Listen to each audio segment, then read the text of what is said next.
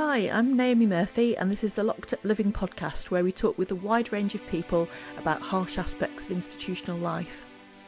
We also explore some of the ways to overcome them and to grow and develop. I'm David Jones. So join us every Wednesday morning, 6 o'clock UK time, for a fresh podcast. Hello and welcome to Christoph Heubner. Christoph is a poet and writer of short stories.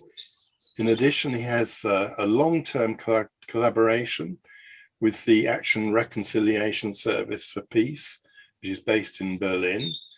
He's vice president of the International Auschwitz Committee and a member of the International Auschwitz Council.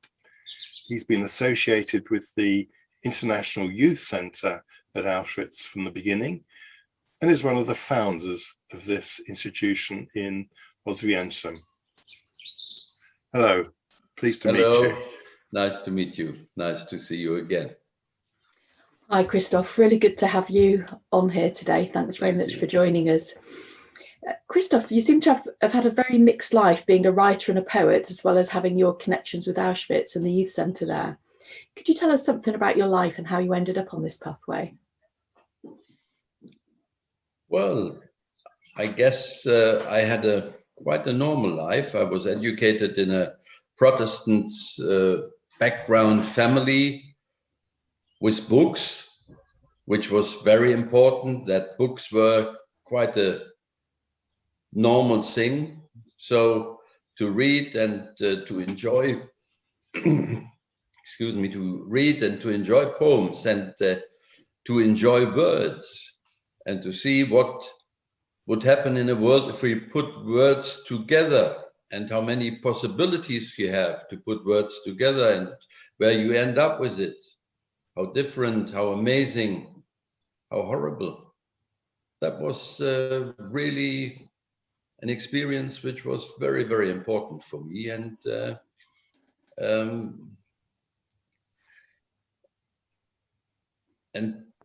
most of the poets I know can really remember the moment exactly and talk about it when the first poem came.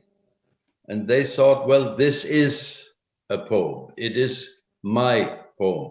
Even if nobody else will see it, nobody else will like it, it is a poem and I am a poet.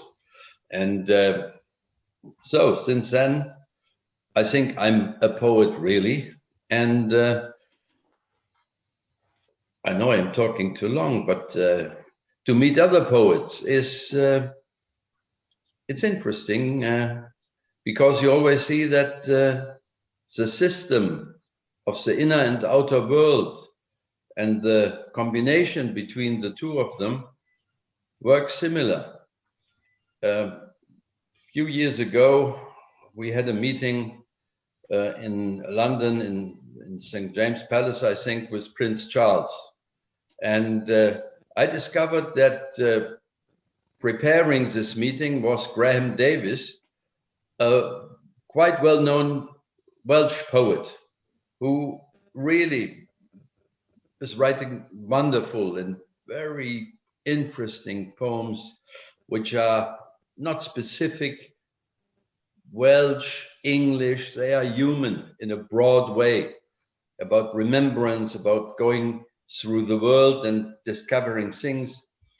And I realized seeing him in one of these moments when he had this official program and took out very discreet a pen, and on the back of this official program, he started to write the beginning of a poem, I guess. So the words are not really shy. They just use you. You are not the master of the words are the master of you. And you have to accept this. So can I just ask you, Christoph, what was your first poem that you remember? The first poem I remember was about pigeons, seeing them sitting, it was a child poem, seeing them sitting on the barn and flying away. And the question I had, was the barn the same without the pigeons, or would be the barn really to normal again when the birds come back? Childish questions, but if you think today, and you think of the sentence, you never will have a swim in the same river, you will never see the same barn. And there will never be the same barn. There will never be the same day, the same moment even. And to understand this was, from a child, a long way to go. And so it's really interesting to hear about how the words captivated you, but I'm wondering also about how then you end up in that role, but also end up involved with Auschwitz and the youth centre there. Well, words have no guilt. It's the human beings. In Auschwitz, you have words which are beautiful and they mean horrible things. You have this famous night and fog, which was a symbol and a secret code for actions against the Jewish people. You had the remark in the lists of prisoners in Auschwitz of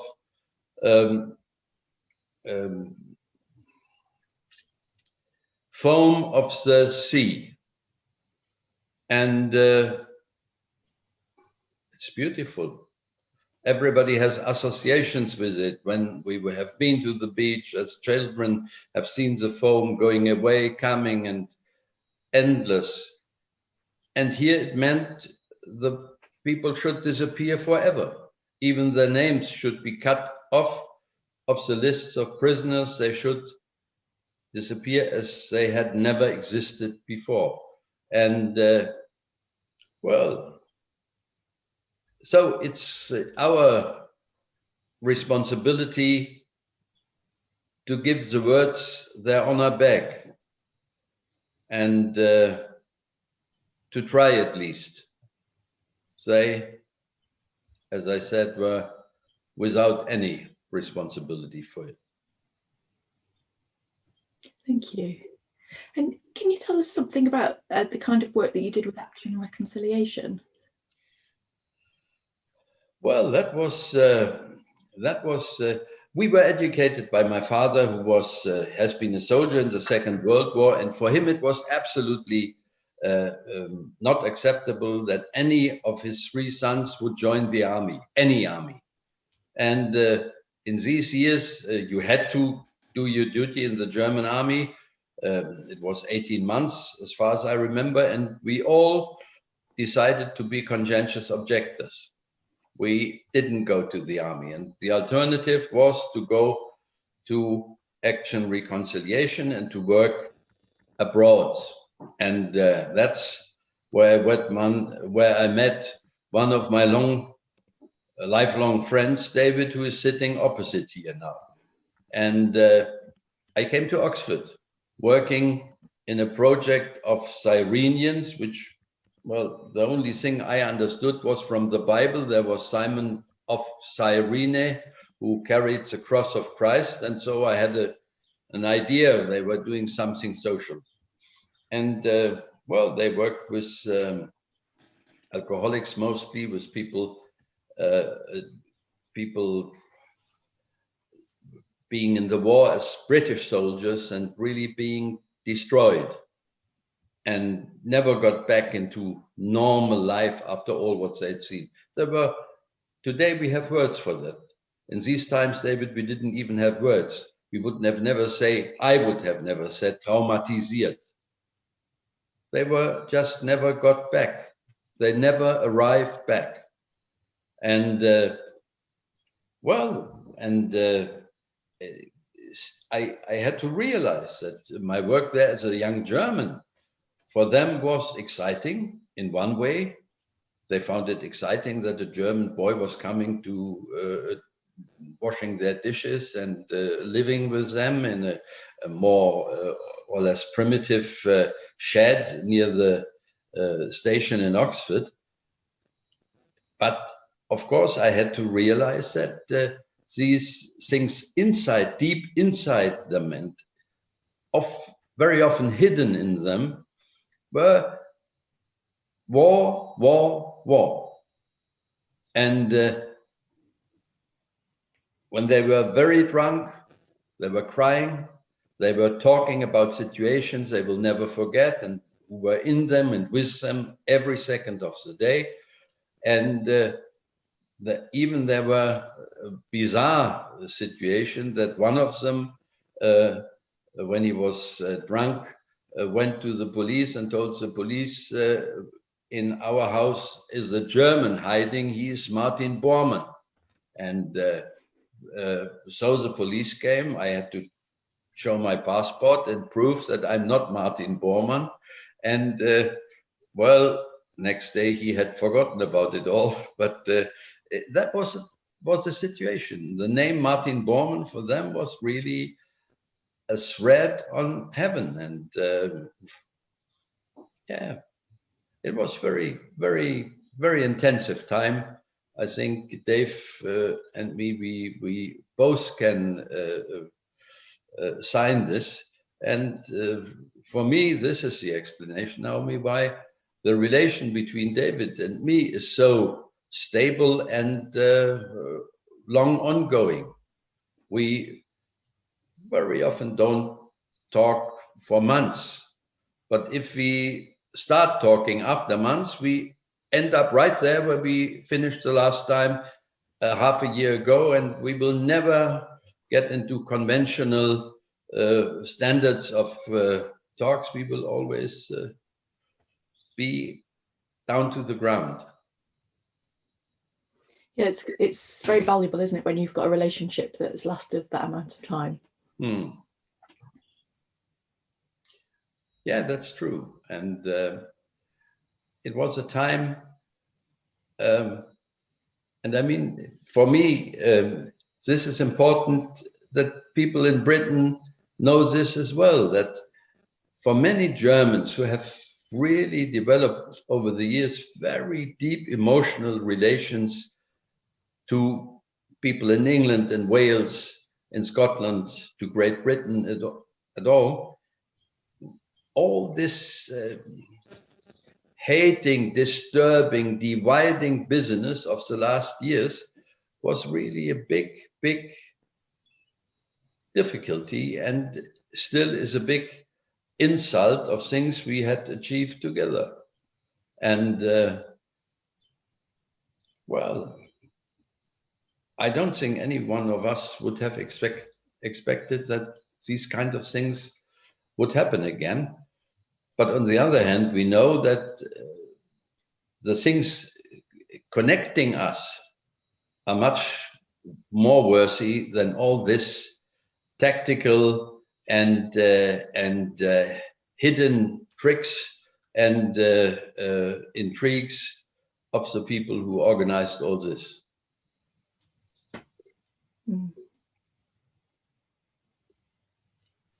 I wondered, David, whether you wanted to say anything. Yeah, I was just thinking, it's very moving what you've just described. I was particularly struck by your phrase, "they never arrived back," which is extraordinarily powerful sentence. But I'm thinking also, you went to other places as well in your work with Action Reconciliation, didn't you? You went to different countries. Yeah, there was this world of Action Reconciliation to offer contacts, to apologize to all those who have suffered under the German efficiency and anti-Semitism and murder troops. And So I've been to Israel. The Jewish world is very, very important and very, very moving for me. I've been to Russia and to Belarus, and well, these people on the eastern side of my world, they arrived somewhere where they never wanted to leave the train, in a system they were not happy with. Only very few were communists or were really taken by the hope that this is a system of the future. Some of them believed that, but well, it took not many years before they'd given up and were very unhappy about unfreedom and injustice in the world they were living in. And mostly of them were poor. And to realize that those of the example, the Russian soldiers of the Red Army who survived Auschwitz, where lots of Soviet prisoners of war were kept and treated horribly. Only very few survived, and they went back. And where were they brought to? To the Gulag, because it was Stalin's idea that everybody who survived must have been a traitor. And so they disappeared the second time in the Gulag, and they only were, in a way, acknowledged as victims of the war in the 80s, late 80s, beginning of the 90s, and then their life mostly was over. They were poor on health, they weren't rich, poor people, and all the lives they have had was, well, more or less life of oppression. But they were in a way welcoming. They were in a way spiritual, about books, about knowledge of her literature. Dostoevsky, Chekhov, Tolstoy, Chukshin, many, many others. They knew them all. Isaac Babel. And that was their world. Akhmatova, the poet.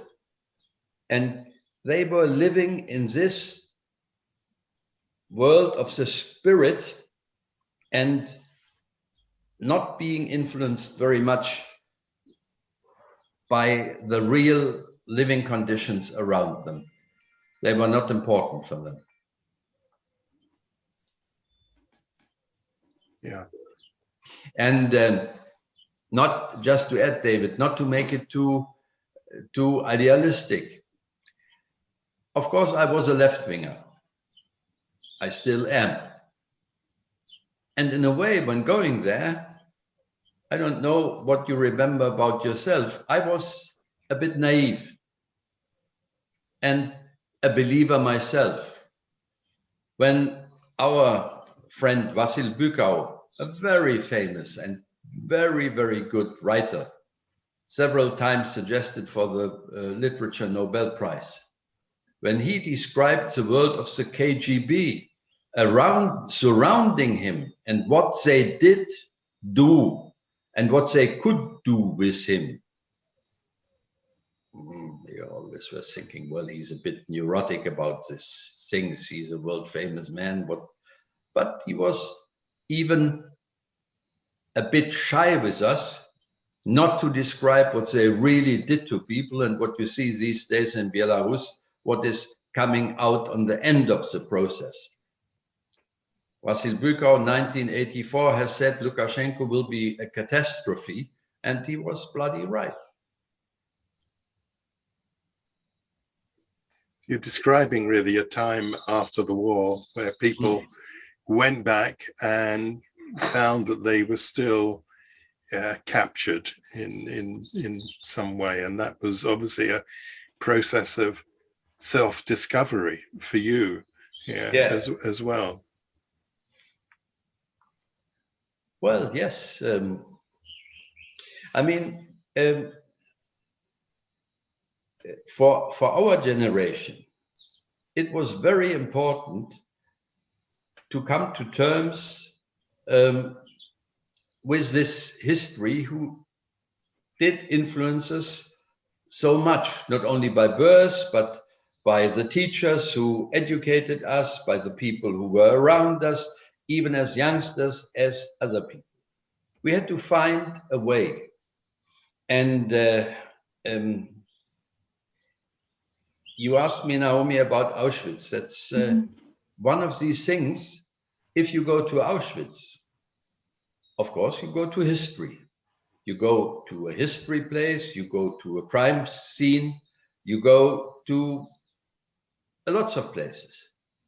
But you always go to a place where a mirror is. You see yourself. And you will never be able to be the player of one role. You are not a prisoner. You are not a perpetrator. You are just you, and you have to decide if the question will arise for you, what you do.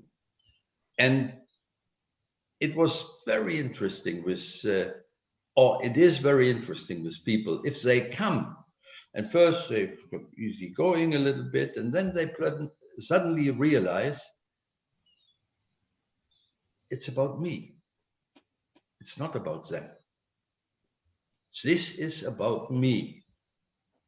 And it was very important, David, with Kazuo Ishiguro, when we joined him to go to Auschwitz. And he told us before that he hardly never accepted any invitations because it took him too long time, and he didn't want to interrupt writing processes. But this, he decided for himself, is a challenge. I have to go there. And he understood it perfectly. Within a minute, it's about me. It's about my parents, the Japanese thing, the living in Britain, the growing up in Britain, the role Auschwitz as a symbol has in the world today. And a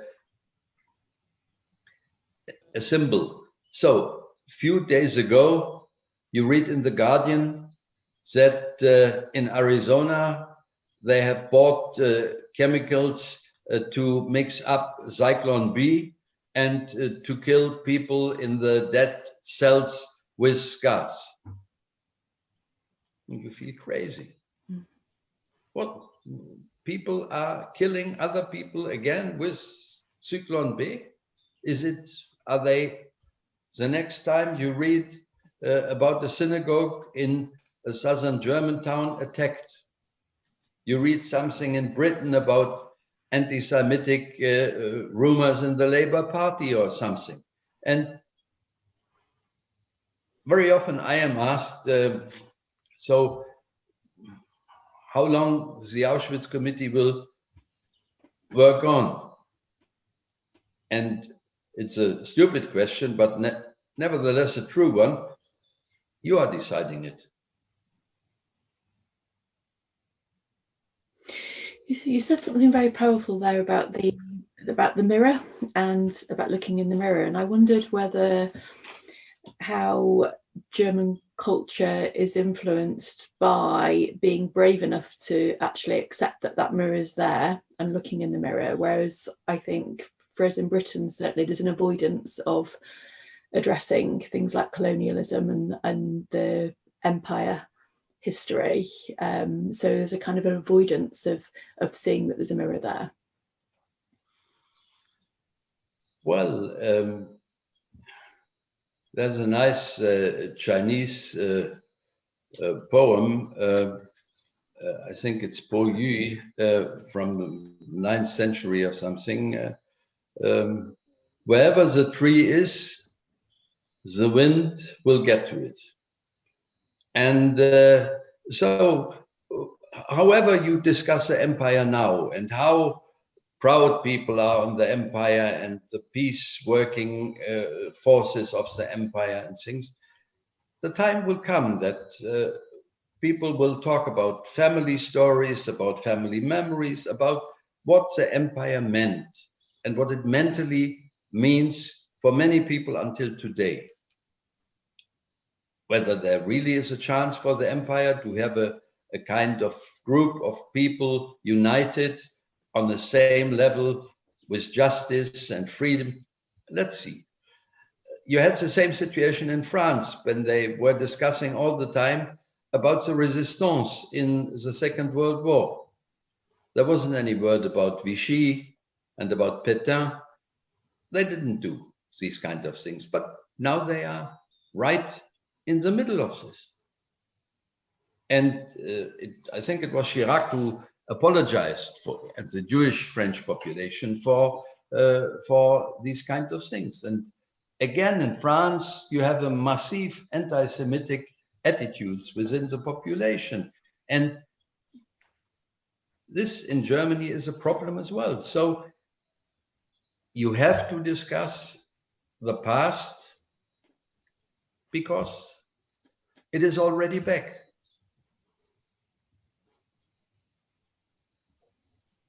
Yeah.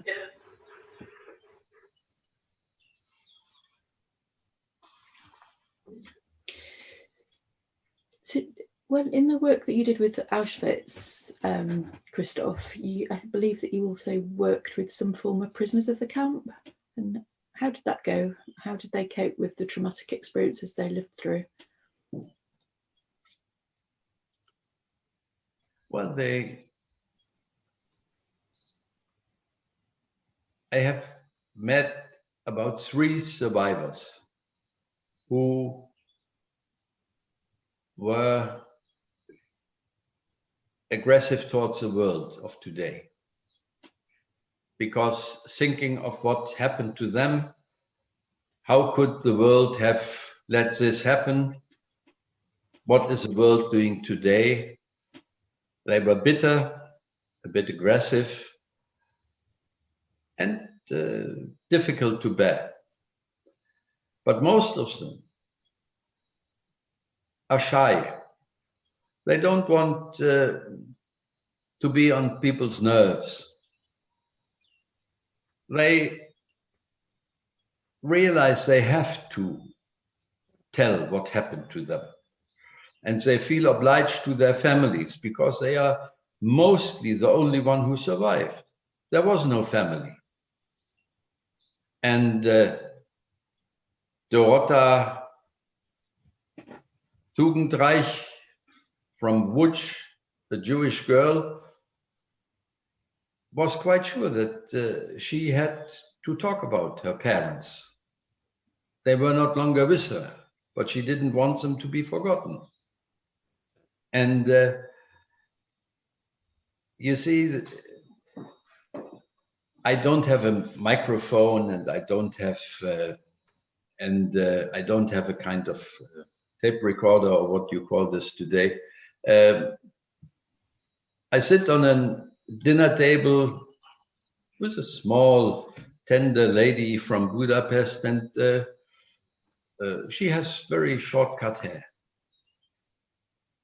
And joking tone, she says to me, "Well, Christoph, don't think I always had my hair cut this way. As a child, I had beautiful, long, blonde hair." And I said, "Oh, that's nice to hear." "Yeah," she said. And then I was really totally disturbed and in a bad situation when my father decided to cut off my hair. And I screamed and I shouted at him, and I felt really totally under his pressure. And and all the story ended that this was in the times of fascism in Hungary. Before the Germans marched in, the Hungarian fascists were already in the streets and doing their jobs by killing Jewish people. And she told me that they were all lined up on the banks of the river Danube, and then 3 kids were packed together and were linked together with a what you call this, with a strick, Seil, something, you bind something together. And they set these 3 children near to the river, and they shot the middle one in the head. And this one took the 2 others who were bound to her within falling to the river Danube. And then Eva told me that because her hair was cut short, she was able to not being drowned, but to get rid of this strick and to swim down the river, to swim with the river. And 2 kilometers down, she was able to escape. Gosh. And these are the stories. And she doesn't want to tell me the story to be something special. It's a sign of trust. And but there's also an awful burden there, isn't there? And you can see why people who've survived those circumstances feel an obligation to talk about it so everyone is aware of the horror of it. But equally, it must keep them kind of like tied in and connected to their traumatic past. It's hard to shake that off and move on, isn't it, if you have to keep retelling such awful stories? They have to build up trust to talk about it. But most of them have really lived a very courageous life. They have married, which is, most of them have married survivors too. Not to talk, Naomi, all the time about Auschwitz, but not to talk about Auschwitz, just to know how he is determined. He is on the same level like I am, and he knows what I am through, and I know what she is through. And this is many of their children do accuse them. They never said a word to the children because they wanted them not to be linked to Auschwitz. They wanted them to have a normal life. But of course, then the children insulted them and said, "Why did you never talk?" It's a complex story, and it's very important for me to make it very, very clear. The time we have laughed together and enjoyed each other is much more than the time we've cried together. And of course, they are difficult to take because they have special habits. For Michelle, my wife, it's very hard to accept that they never accept privacy while eating.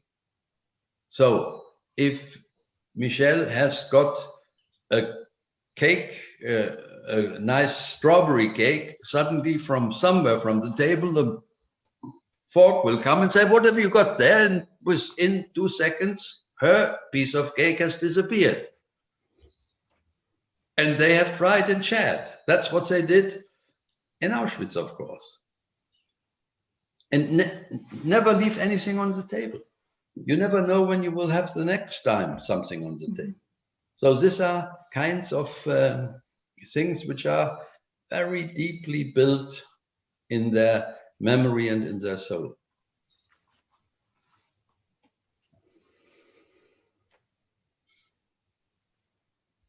Am I talking too much? No, not at all. It's very powerful and very heavy. And ineffable.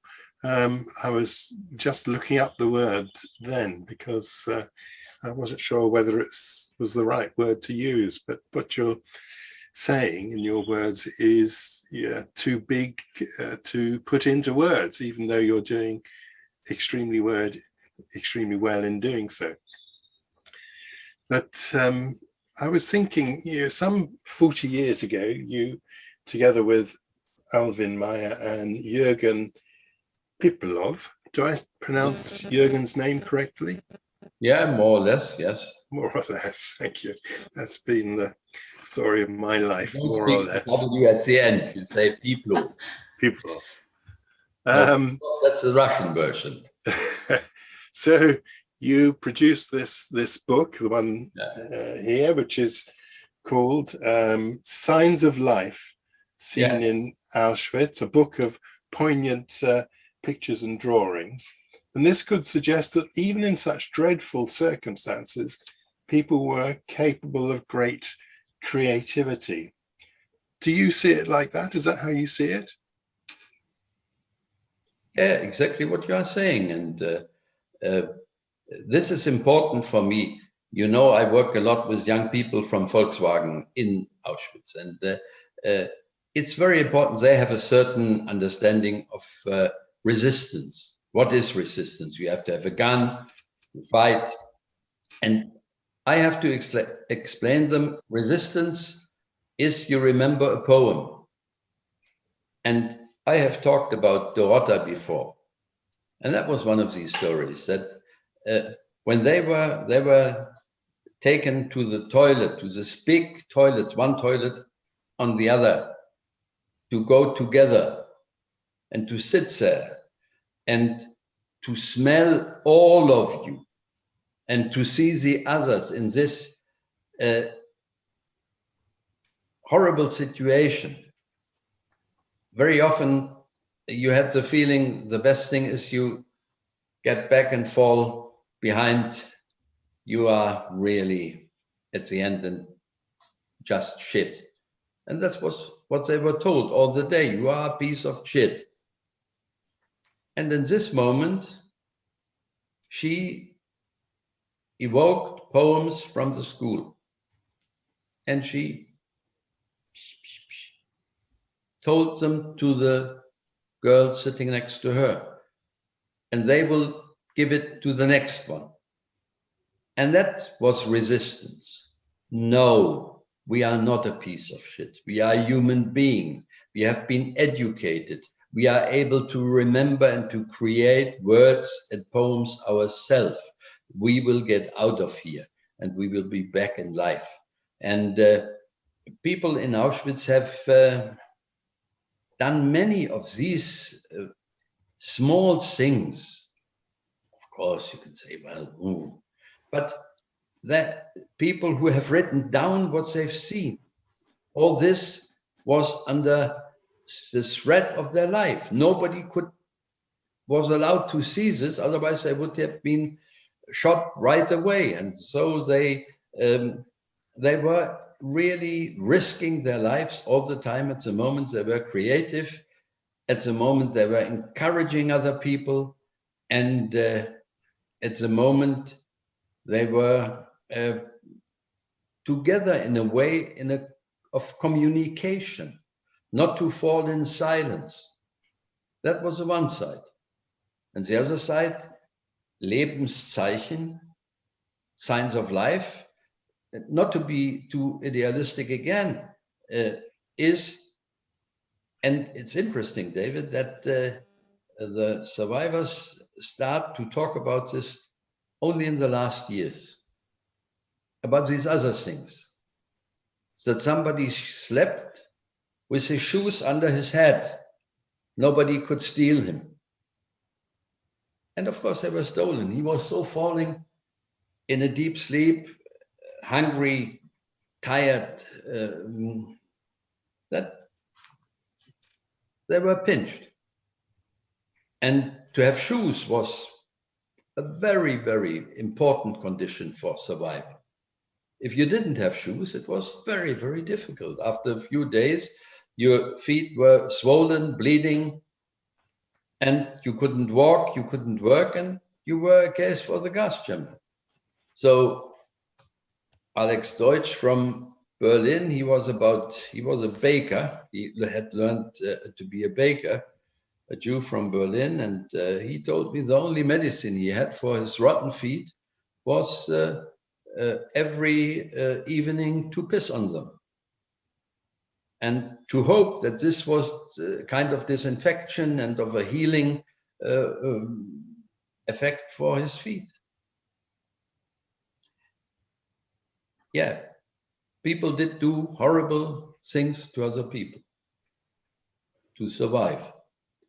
This is one of the reality of Auschwitz too. Thank you.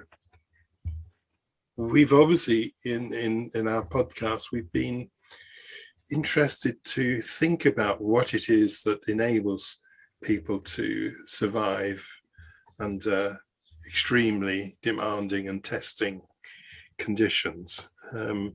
Of course, it's elusive. We can't really be sure. But I want to challenge you a little bit on what you're saying, because if you remember, inside this book, that picture appears again, and beside it is a small poem. Der hat uns geschlagen in seinem Stock, den hab ich geschlagen mit meiner Tusch, which I translated in my more or less competent manner. He has us beaten with his stick. I have it beaten with my ink. Are you still as optimistic as you were 40 years ago?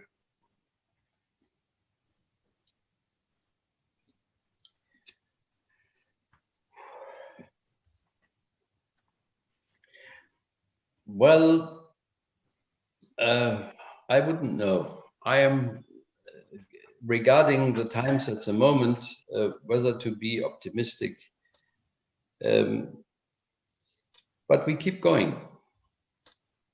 And even if you are more realistic, which would necessarily mean pessimistic, there are reasons for pessimism. And you could say, well, we have worked 30, 40 years now, and nothing has really changed. They are coming back. They are creeping out of their holes again. They are mixing with the thoughts of the fanatic Islamists and the old anti-Semites, and it's all in a rotten world of hate and of lies and of capitalist thinking. It's despair. But on the other hand, you know, people who just do things, like you do your podcast. Why do you do it? Because you didn't have anything else to do? Because you had an idea to add something into a world which obviously often forgets, which needs input, intellectual, emotional input, and encouragement. And that's the only thing we can do. And I was very, very moved. I've seen a few weeks ago an interview with Kazuo Ishiguro about his new book, Clara and the Sun. And he said that looking back and describing the world now, his impression is the world is harsher, and but the people are not more bad than they had been. They might be even better. And we know a lot of people who remember, who want to remember, who are active. What happened with the Labour Party in Britain? The push again in this kind of things. And well, there are many examples that things are going on, even if we are not as optimistic as we have been, but more realistisch. Let's say it that way. A new word for that, what's going on. Thank you for that gift. So to move on, Christoph, you were involved with the creation of the youth centre at Auschwitz. Tell us how that came about. Well, that belongs to the last question. That will last as a place of hope. You remember the sentence when we were planning this youth meeting center in Auschwitz. It was in the times of the Cold War. The Poles didn't want it. They didn't want this idealistic young Germans who were not in a traditional way communist orientated. They didn't think they could have control, and the Germans didn't want it either. The West German authorities then said, well, what you want in Auschwitz with young people in 25 years, this is all forgotten. If you want to build something for German-Polish relations, go to the Baltic Sea or into the mountains, and people should meet without the burdens of the past. And well, that young people coming here understand that the past is their beginning, and that it's up to them what they are going to add to the story as a new chapter. For me, it's very often interesting, and maybe this happens to you as well, how often we are asked, what will happen if there's no survivor alive? People get very nervous about this question. Why? And I think the answer is because we are not sure whether we will do it, whether we will accept a situation when we are responsible on our own. And so it's good that this house here in Oswiecim is existing, and that people learn to accept their emotional responsibility, not as a political lecture, but as a lecture of their family, of their mental tradition as Germans, as their mental traditions of Turkish Germans or Arab Germans, or of members of a family where some people have been with the SS.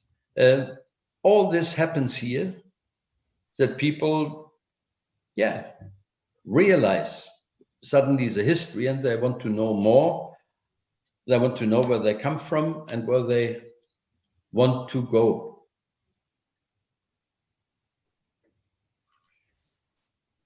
You are obviously still involved because you're there at the moment. Tell us about the seminars that you hold and the people you bring from Volkswagen. Well, these are with my colleague Ines Doboranske, young people from Volkswagen, from Poland and from Germany. And the most important thing is that they work in the museum. They help maintaining the place. They clean the place, they dig the streets, which are overburdened with grass now and with soil. So the work for them is very, very important. Of course, they work mostly in places where visitors do see them. And they come and ask, what are you doing here? And they have to explain themselves. Not, I've been sent here and I didn't know why, but now I'm doing my job. That was the answer the SS was giving. I didn't know where I was, but I did my job. And it was all orders. They have to think about themselves. And I do guided tours with them in the afternoons, not every afternoon. We have a changement. In the mornings, they do work for 4.5 hours, and in the afternoon, one afternoon, we go for guided tours to the museum, and one afternoon, the next one, we do something different. We go shopping to a shopping mall, we go to the mountains. We just don't do anything, well, intellectual. But of course, I do tell about the landscape, the history of the landscape, about history or so. So they enjoy it. And I enjoy it, David. If I go with my colleague Ines to Wolfsburg, there are many generations by now who just, hello, we will never forget it, what you told us there. And it's a good place. And how many times a year do these groups come, or presumably not? 5 groups a year. They stay for 2 weeks each. So they have really time, the luxury of time. And there are managers, young managers coming now as well for 4 days onto these seminars. Okay, that's very impressive. Well, Volkswagen is the only firm who does this because of their own firm history. They have been linked very close to the Nazis and to Hitler. They had slave laborers in the newly existing firm. And so for them, it's a kind of dealing with their history as well. Seems right that burden of responsibility for remembering is held by them, doesn't it? I mean, it seems inevitable that the survivors are carrying that, but so much could be done by those with some history of culpability within it. Yeah, there are 2 things. They have meetings here, the young people with survivors, and well, the survivors, for them, it's really, they say, well, I never had expected to see in my life a German-Polish group on this place, and they work together in the museum. But of course, it's not only talking about Auschwitz. There are other items, like human rights in China. For Volkswagen, this is a very important item. They are under much criticism about the Uyghurs. And how can you have standards if you work as a global player? How can you have standards of human rights within your factories? How far are you responsible for that? What happens around the factory in the country you are in? And well, this will be one of the main questions for the global world. You have many firms who are working internationally and who are part of the system in China or in Myanmar or wherever. And they have to deal with it and to react on it. Christoph, if one visits these places, for example, Auschwitz, but I've been to Stutthof, of course, as well, you can't help but be struck by the enormous weight of the terrible events that took place there. And I was wondering, how do you personally deal with these things? Well, there are periods in life when you deal with these things as a burden difficultly. And at the moment, there is such a period where I do think, can I keep going? And how long should I do this? And but on the other hand, there is burden means as well a duty to do things. And I was just thinking this, and there's this beautiful poem of an American poet. I don't remember the start, but it ends, and miles to go before I sleep, and miles to go before I sleep. And there are miles to go. before I sleep. And David, and if you feel really in a bad situation, then suddenly there are people who give you an input of encouragement, which is not meant to be one, but it's just a nice remark and the sign of there's a fellow person who is in the same situation and who is thinking of you with sympathy and with encouragement, and that is very, very important these days.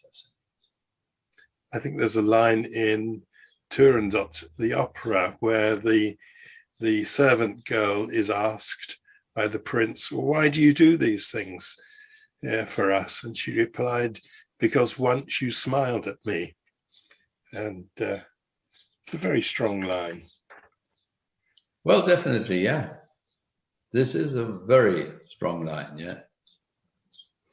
You really hear, even in just sharing those tiny, small stories that you've shared with us today, you can hear the kind of like the pain of that. There's, you commented at one point on our silence, but it was really about the emotional heaviness of the subject. And so, thinking about that burden on you, and I hear you say that sometimes it feels too weighty, and then you have this encouragement.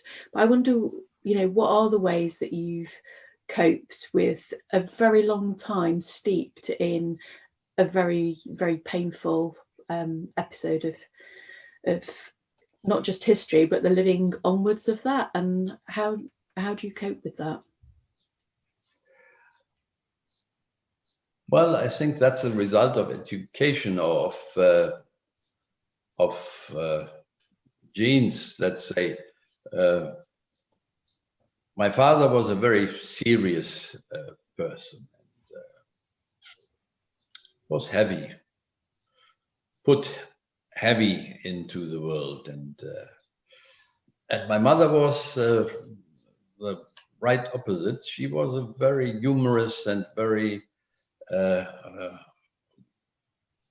stable person, and she gave me this humor to make situations a bit less sharp than they used to be.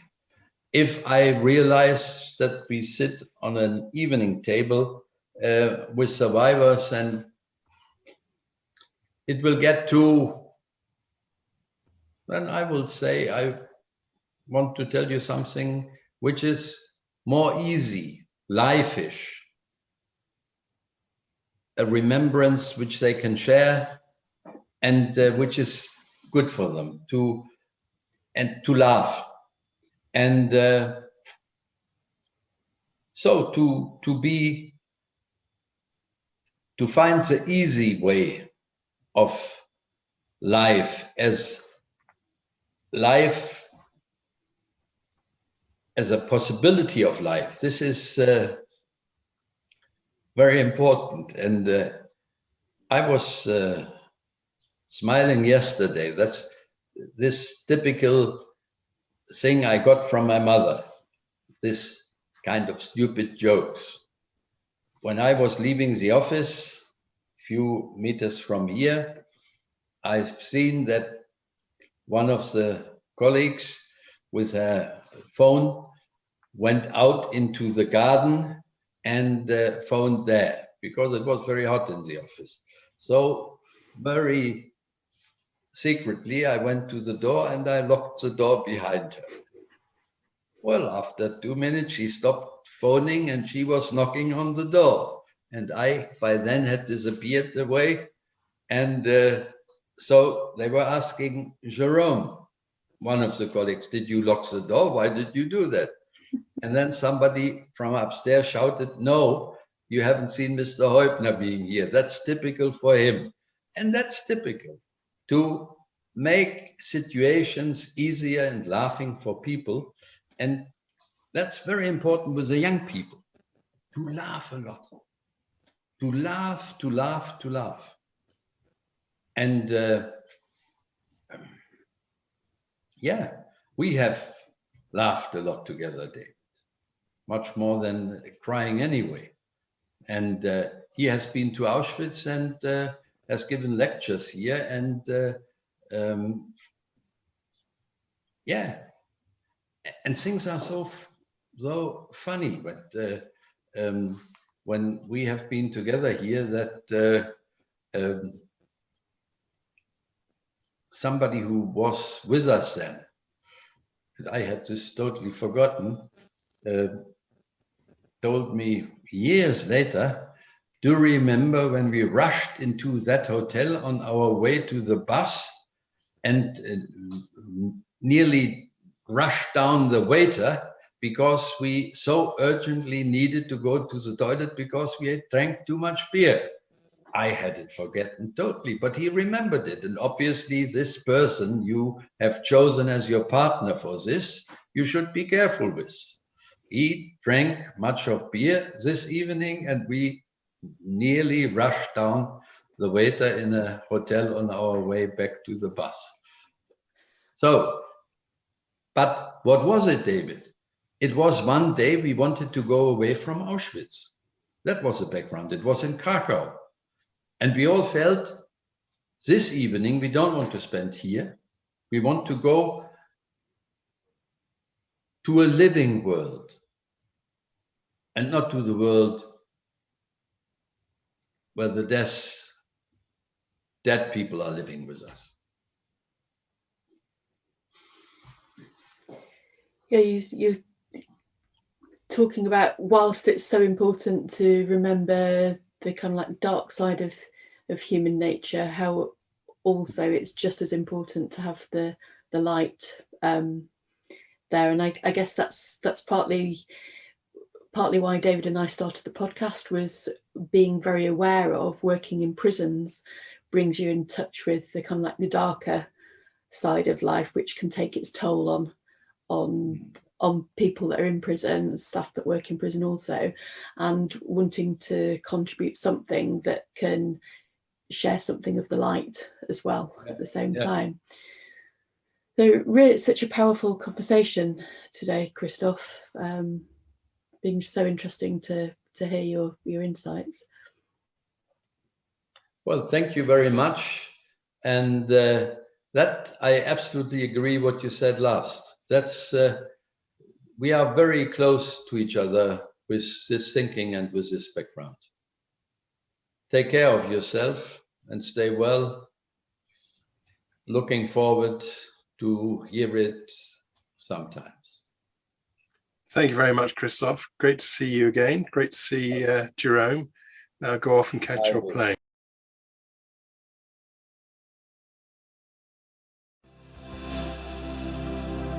Many thanks again to all of you who have listened to our Locked Up Living podcast. Feel free to mention this to your friends and to your colleagues, and give us feedback on our webpage lockeduplives.com and our Twitter account Locked Up Living. Many thanks to Pete and Rach, who kindly allowed us to use their music. You Have Called Me Courage, and this is available from all the usual outlets.